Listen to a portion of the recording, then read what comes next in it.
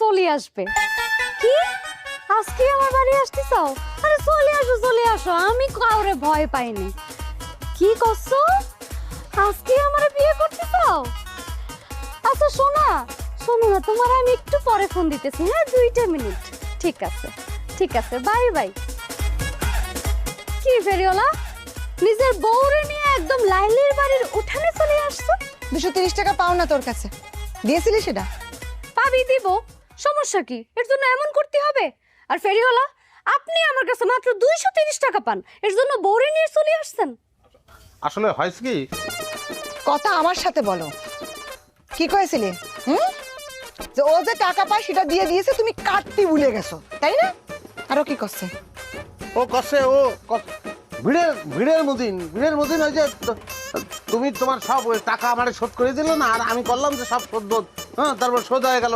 তারপরে বাহ বাহ বাহ বাহ বাহ বাহ বাহ, এরকম ঘটনা মনে হয় কেউ জীবনেও দেখতে পারবি না। কি সুন্দর ঘটনা ঘটতে যাচ্ছে। দেনাদার বলতেছে সে টাকা দেয়নি, আর পাওনাদার বলতেছে সে টাকা পায়ে গেছে। তোর বিচার তুমি বাড়ি যায় করবো। দে 230 টাকা দে। কোয়া নাই বলা নাই, আমার বাড়িতে চলে আসছে, 230 টাকা দে। আমার কাছে এখন ক্যাশ নাই। চেক দে।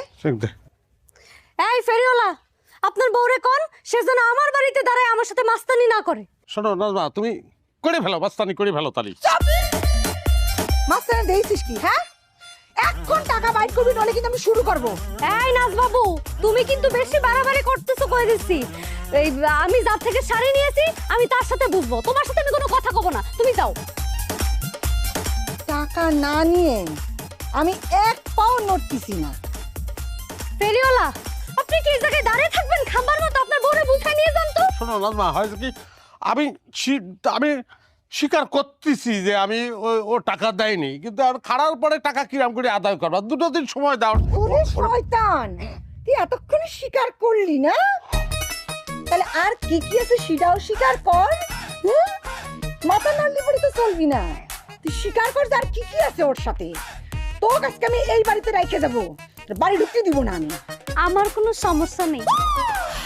কসে কি কসে? সমস্যা নেই মানে কি? তার মানে আমি যেটা অনুমান করেছি সেটাই। তুমি এরকম কিসের জানি করতেছো? কিছু হয়নি, কোনো কিছু ঘটেনি, কিছু হয়নি। জানি না, তুই বাড়ি যাবি না? তোকে আমি যাচ্ছি, তোর হিসাবের খাতা তুই কার কার সাথে কি ওরে করছিস? ওরে, সব পাওনা টাকা, ওরে আমার পাওনা টাকা, তাহলে আমি কি করবো?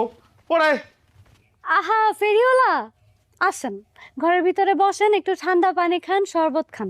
কতদিন হয়েছে আপনি আমার হাতে শরবত খান না। বিষ খাওয়ায় শরবত খাওয়াতে যাচ্ছিস? তোমার কোনো সমস্যা নাই, কথা কোথেকে লাগিয়েছে জন্য ফালতু করে গার।